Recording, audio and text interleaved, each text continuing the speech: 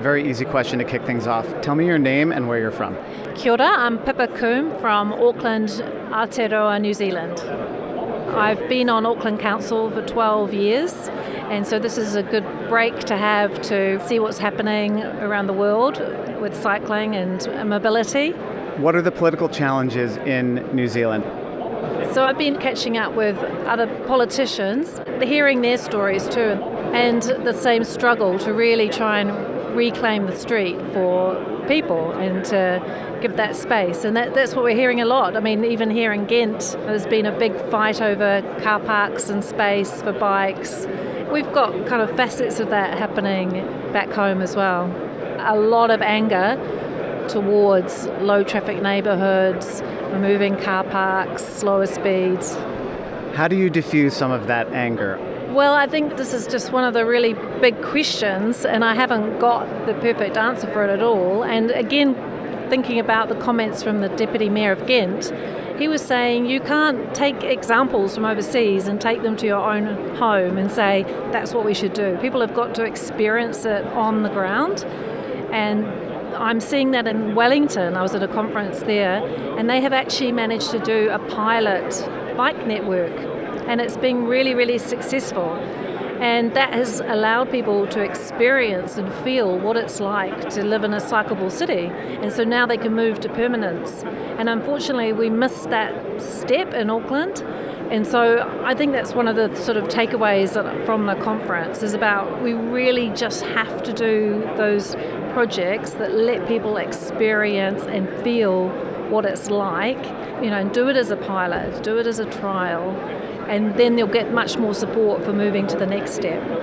Right, because you can't send everybody to Ghent, but you could experiment with things at home and show them what's possible.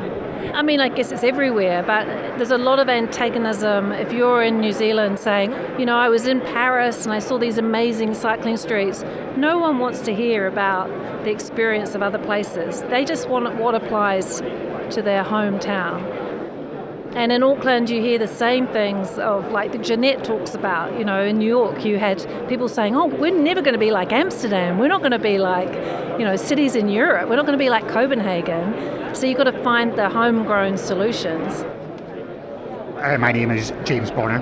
So yes, I'm working with Deirdre as part of our active mobility hub, and really with a real interest in bringing more active mobility to my home city, which is Glasgow.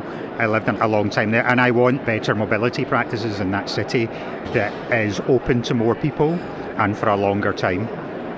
How do you gauge how people feel about a bike bus? How are you asking people? How does seeing 100 kids rolling down your street make you feel?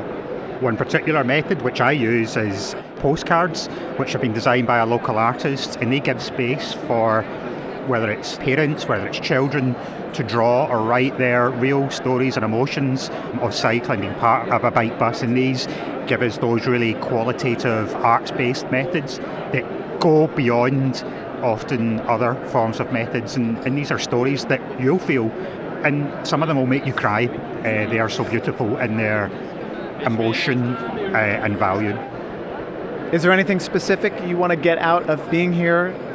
We come from a city which has low levels of cycling and has issues with social deprivation and confidence around using these forms of mobility. And I'm really keen to bring back to my city a confidence to, as you as a road user, you may be a young child growing up in Glasgow, that you have the right to your city, you have the right to the road, you have the right to participate, you have a right to be healthy, you have a right to quality of air, you have a right to owning mobility that doesn't cost you too much. You have a right to a different world.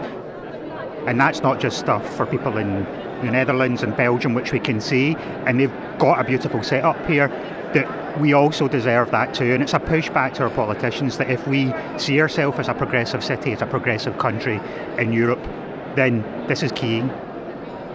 And I want that groundswell to take back and those stories to return and to share that.